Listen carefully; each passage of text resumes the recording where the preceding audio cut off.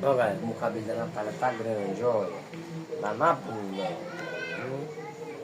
Viu, gente? Todo dia eu pintei o cabelo da minha filha.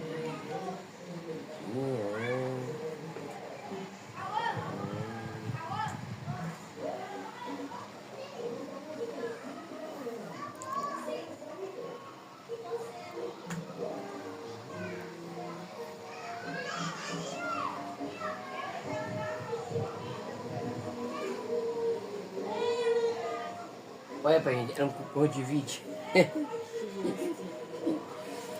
Eu e a Natália estamos com conjuntivite, nós dois, acredita? Esses comentários, que remédio é bom pra conjuntivite, que eu não sei até agora.